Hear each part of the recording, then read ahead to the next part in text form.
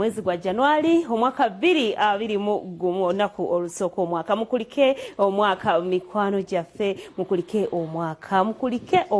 2020 omwaka ogubadde omuzibu ennyo Simo omwaka ogubadde ogw'ettabu ne tuyingira omwaka 2021 ogw'ebyewuunyo tewali fireworks tewali kiki saawa 6 zasanze abantu mu nju nga tulina nagoyinza kulaba atambula kituufu nnyo era nange mbabuuzaako ne mbagamba nti mbagaliza 2021 ogw'emirembe omanyi ennaku zino zonna ekigiteesaawo kuba public holiday kiba kuwandiika biruubirirwa byo mu luzungu kye tuyita New Year's resolutions mwana mulenzi wa mwana muwala ali eyo togenda kuwandiika biruubirirwa binene ofune emitwalo 5 gambe nti nze omwaka guno njagala kuzimba kalina nedde ekyo kiri impossible baweewa buzibu bonna soko otulo reflecting ogambe bye nakola omwaka ogwaggwa byagaana byakola kiki ekyabigaana ozibe ekituli olunaku olwaleero nga lumu ba weekend esooka lubanga kitabo ekitabo ekipya leero tubikudde page empya kati handwriting eyo gyowandiikamu kyekiraga ebigenda okuba muki munda kitegeezako okutegeeza omwaka ogutandise oli mu bwenzi ogutandise oli ku mwenge ogutandise bano bali mukola gwolikola ogutandikidde mu mpalana ogenda kuggwako owalana omwaka ogutandise ofunye olubuto naye ne tata lubuto tomumanyi kitegeeza tunaagenda otuuka mu September ng'ozaala tugenda okuyingira byongera nga tolina yani oyo mukwano gwange ono akyusa nja mukugamba kwagamba ogenda notunulira omwana omuwala Simo n'ogamba bannaye kakati bano oba future gitunudde otya oli mwana muwala oli eyo oli myaka 25 26 oli mwasatu naye tomanyi kiddako tolina wadde ka business akatandikirwako okyasuubira mu Simo bakyakusuza tolina wadde omulimu tolina buvunaanyizibwa okyali wammwe myaka 3 mukwano gwange ndaba gano ge mazima agaluma Simo omwana muwala waba otegedde woogwa judize nkasitamu kusumulula otandika okukomera tozaako nkimanyi omanyi tozaako olina omwana abandi biri abiri aweddeko biri abiri tonaba kugenda waabwe kumwanjula sikyekyo sabagamba bawala ekyo tuba tukedde tukyali myaka gyaffe tukyeroboza leka nawe eggwanga lino Uganda ddene nnyo okusinga omuntu omulala namwe abantu batugamba okumba emirembe bane Uganda tuli ba mirembe message ndaba olumu zisukkamu sigambye nti bannayuganda kiki ndaba olumu zisukkamu mwabali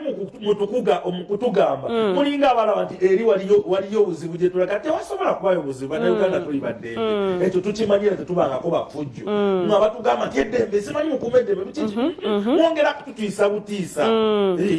omwaka 2020 gwe twamaze kule tusobola guvaako tutyo obadde mwaka gwa byewuunyo nnyo Simo mwe mubadde pastor Rema yabasikako omwana yabasikako baby we yatusikako baby we Grace Kani wejirira mullo twali tukyali awo bula waiti wolololo no kamilioni ne munne balamu nabo bwe baviirayo bebekulu naye tegumikoze bulungi bebekulu yakoze list era nga buli ngenaku z'omwezi nga lumu list atera nga ogikola naye kuno yabadde yabunkenke abantu bagirini yosose n'atiisaamu awo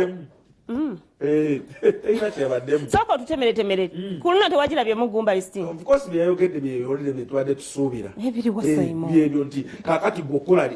akola count down akola buli kimu nga palaso siye muyimbi wa mwaka oba muyinako enkwago oba toyina ennyimba 5 oba toyinaako balance toyinaako malamu toyinaako mundaawo ratata baaliwa oba olimba kituufu palaso ekyo muyimbi w'omwaka twakimuwadde kakati Simo tunoonyeza ku mukulu ne yasala weight mu nnaku 2 zokka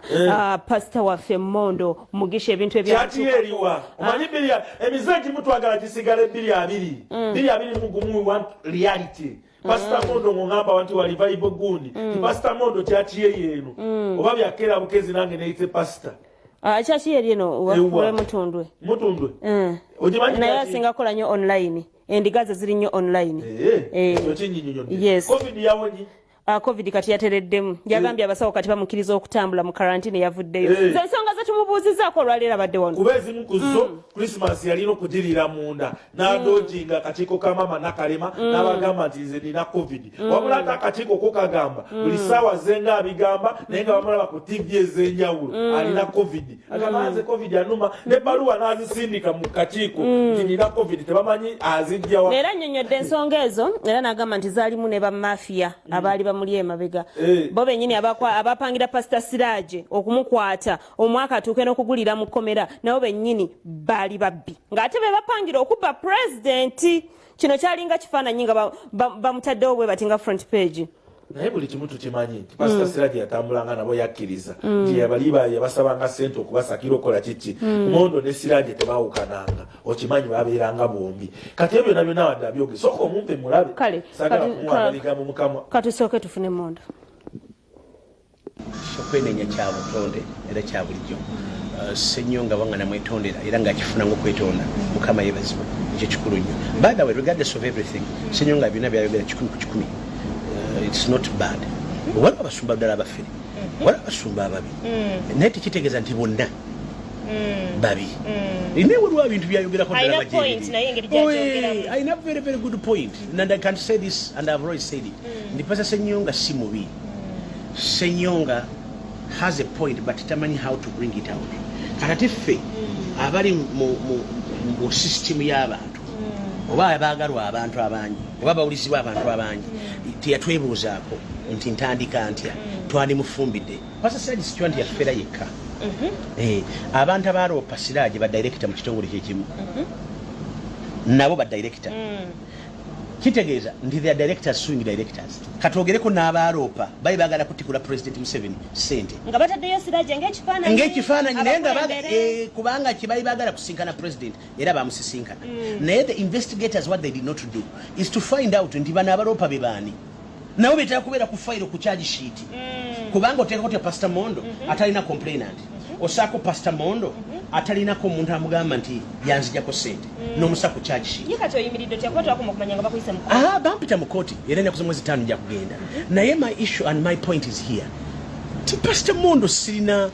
bujulizi you can't say conspiracy how can you prove conspiracy by law sina document sina mobile transfer sina financial transfer through the accounts bamafia baaliwo abimu nga birimo n'omusumba omu wesigenda kwogera we could find out but I want to tell you how do you put me on charge sheet when I'm not part of it sasa mbeza Bobi Wine actually kinakola kwenale mbaino kunsima singa Bobi Wine yasembayo okwogera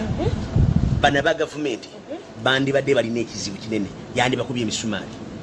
nena agenda okiranga master of ceremony agenda kono na bintu nempita obaka ba president ne busooka nempita Bobi Wine kubanga Bobi mumanyi mutegeera bulungi naye antegeera I've known him when he was 11 years of age and he has told you that kuba ku Brain Trust Academy kati ntegeera hu Bobi Wine otegeera yani naye amanyi okitegeera kati nengamba Bobi Wine jangu kwe kujja bwe yajja he was in the middle kwe kusembya Honorable Betty Kamia owa government minister asobola kusengeja ensonga aziguse naye abamu tebakitegeera ne bakiraba bulala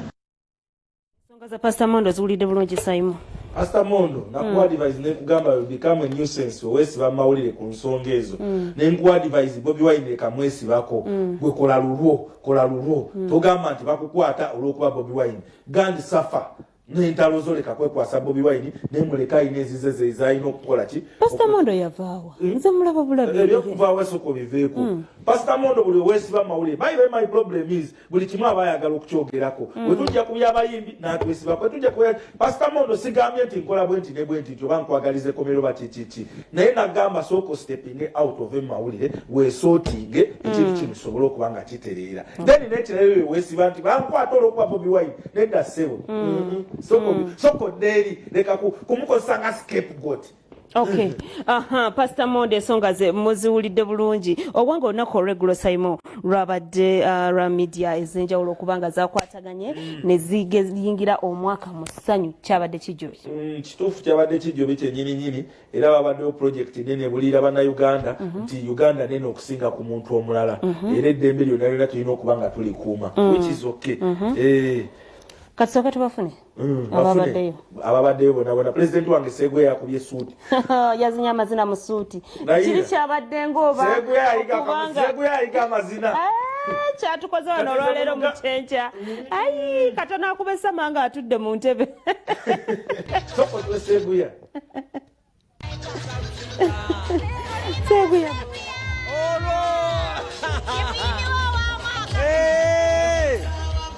Orolimba.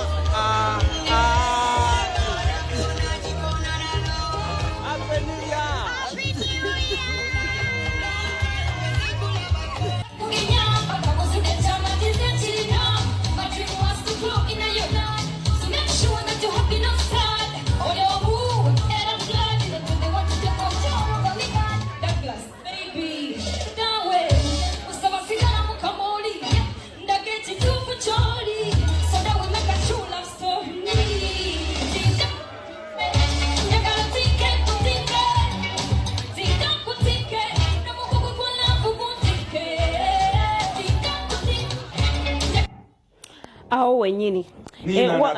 Nina Rose ndabika yawadde abawagizi b'essanyu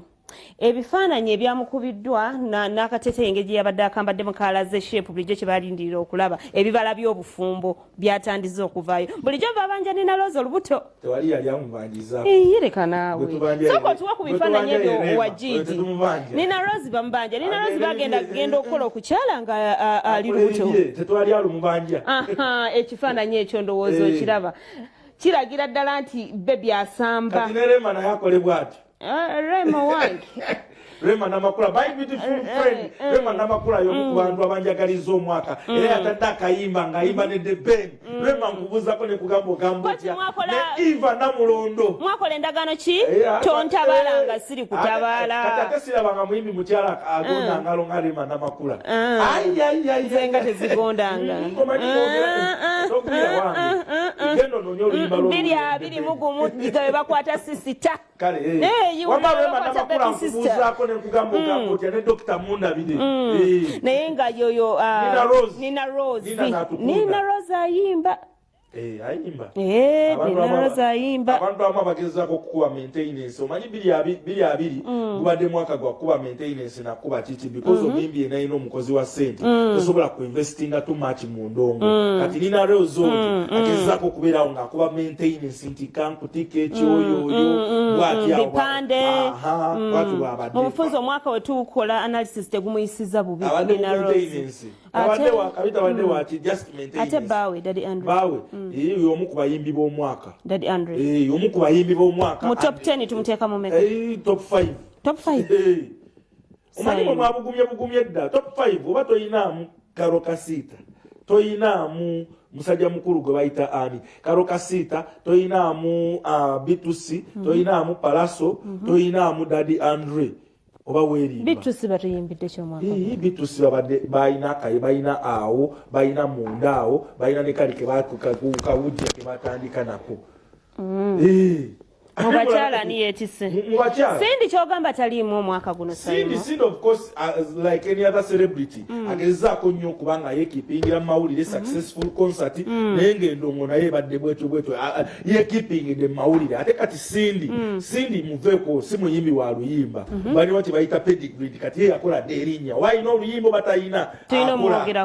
omwogerako tuli mu kusonsomolera mwaka 2020 butya bwe guyisizaamu endongo yaffe mu bayimbi baffe abawano nsamba Croatia walinne mukyala we bannange nange kansooke ntumireko Abu Batuusa ow'Enansana nkwagaliza omwaka 2020 mugumba nange abantu b'Enansana Mando Abu Batuusa mumulabiranga ddala Bashiri Abu Batuusa mumulabiranga ddala mbagaliza omwaka omulungi Mando oli okunyulira wamu ne baganda baffe ab'ebwayise ne boxing fraternity omukulembeze yatugambye manye ebigambo byatuwadde essuubi yatugambye security yakuba naye security anyway saagala kuyogerako because nyinza okuyitira naye anyway kale naye nga bambi omukama agumye family naye nga abantu mwenna abatulabira ku Facebook osobola okusindika obubaka bwo tujja kufuna mwaka dawo tubusome gweyagaliza omwaka kasavu kanyama bwe bityo medi nkwagaliza omwaka 2020 ogw'emirembe n'essanyu owange mu babebi baffe betulina olunaku olwaleero Simo abazaalibwa nga January first mwe muli omugaga Don Bahati omugwasa abetiso mwaka 2021 Don Bahati Lubega Don Bahati amaza sokoleke nkubye ku Don Bahati pateriwa wabula soko omukubireko tulaba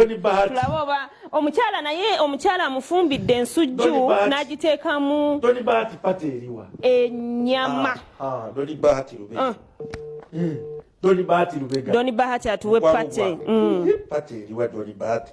mirabira wamukedde Don Bahati kati nno Katonda hizo ozikusulamu zaala toto n'agikwatisimu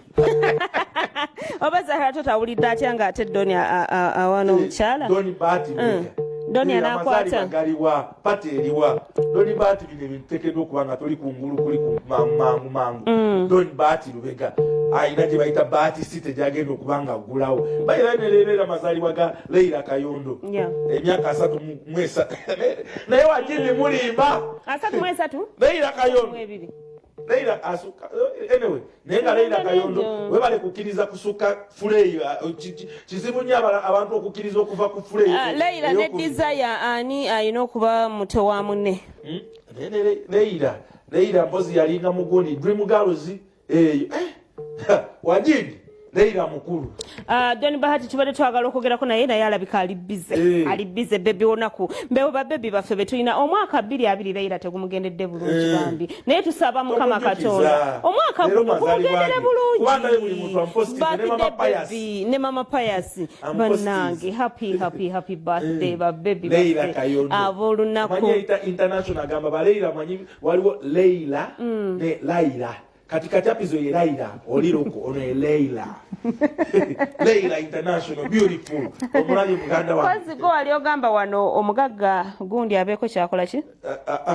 kisusa katika kale waliwo ne Lydia agambye nti Jude nange yagaliza ku maama wange birthday enoji mukyala Kalembe Florence ngotulabira ku live omwana wo akwagaliza happy birthday akwagaliza birungi byerere owange Simo omwaka 2020 bannaffe abali mu sides eyo musize bweru Juliet Zawede wayogeddeko naye omwaka yaguyingidde atya mama Juliet Zawede omwaka yaguyingidde bulungi mukwano gwange Jose Blinks yaguyingidde bulungi musajja wange Richmond promotion yaguyingidde bulungi wewawate ye Bungereza nali njogerako ne musajja wange gwe bayita Enwe Katamba nangamba bafunye strain eyokubiri ya COVID era tebatambula bonna bali ku total lockdown basobola okuba nga bakuba kiki simanyi vaccine empya gye bafuna ensonga zosobola okuba nga zitambula bulungi era n'olwaleero mbadde njogerako ne Richmond nangamba ensonga zonna zijja kuba bulungi Bungereza eyo naye nga bannayuganda bafudde Bungereza eyo bambeera omwaka tegubayisiza bulungi ogwo wabula tuba tukumalako ne kuleeta musajja mukulu yakabira Nobert Mao oba yakomawo wamasoko tuwe ku Dani omwami ono nga wangalira UK avudde n'agamba nti Jude bannange kanjagaliza ku bantu bange ab'e Uganda omwaka wadde nga 2020 era bituwulire ebitweraliikiriza era mubasayizeeyo mugezeko okubanga mwogera n'abantu bammwe kuba buli tuwulira nti coronavirus part 2 coronavirus part 2 yakuta ab'Ebungereza tweyongera okubanga tutiira ddala era soko omutuweewo amanya gange nzeddansi nga mbeera Bungereza nebaza Katonda olw'okumpisa mu mwaka 2020 n'okutuuka mu 2021 biseera tebibadde byangu tubadde balwadde obulwadde butulumye nnyo wano twali ku muggalo gwasooka ne tudda ne ku muggalo gwokubiri era kati abantu tuli mayumba naye nebaza Katonda olw'obulamu bw'abantu nebaza Katonda olw'okuba nti tukyali balamu ate ne tusaasira n'abantu bonna abafiiriddwa omwaka guno gubadde gwabyewuunyo nti tekibanga nawo okuba nti ne Christmas esobodde yadde okufuluma bintu si birungi naye ensi bwetyo kati bweri ya bunkenke ntusooka okutumira kwange eri mama wange Uganda nti happy new year n'abantu bange emikwano gyange aba North London Uganda SDA nti Mukama yebaali batuusa mu mwaka omupya tusabirigane kuba ebintu tibisi birungi n'akamu n'akeddagala netumanye nti Katonda watuusiza wano era tujja kweyongera era okututuusa ne mu mwaka omulala ogujja mbalamusiza mwenna mubeere bulungi Mugaga Matinirije yes Mungereze wawambayo olina papa Jespa owange era katumalire ddala Matinirije mwanyina zataliiwo obaka bwe yantumye saba Matinirije omugaga oyo yayongeddeko na bano nti era tumutumire ku George Bukenya Heartbeat we Nansana Susan Namubiru mama we Esther Nantale sebo mukulu ndije joli nawe tukwagaliza omwaka omulungi yeyo nomukozi munafe yasobodde kubeerawo mukyala wa Matinirije mazalibwa era tukola batali wano otegedde yagenze saize ukalangala kukola kikuza mazalibwa ne mama w'abaana mungeri era yemu mukwano gwaffe era akola omulimu gwe guti lwaita Sharita atali Sharita mutawe Sharita mazima wangu lero birthday omwana oyo alijjukirwa nnyo mu byafaayo ye yaleeta akagambo waliwo omusajja kwagala n'akwerabiza ne gavumenti eriko Sharita mazima wangu happy birthday naye oluddewo okutula ng'omulala Sharita mutawe my beautiful friend owange Simo toyina muntu gw'oyagaliza ku mwaka 2020 ne batufuula nnamba emu era kanibagalizeeko abali wano ku Facebook live bagamba bannange Judy yagaliza ku mukwano gwange Joan happy birthday Joan Maso si Joan ne Joan Maso mwagalizeeko ku birthday Joan Maso ugamba otya bidi abimugumu ekintu kiteke tibere ku level endala waliwo wanagambye naffe babiyumba girls naffe mututumireko bannange tubatumiddeko tubatumiddeko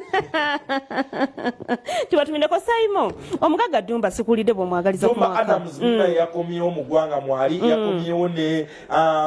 Blabasi yafe yenene naye yatukidde mu kuziika saidize yesoroti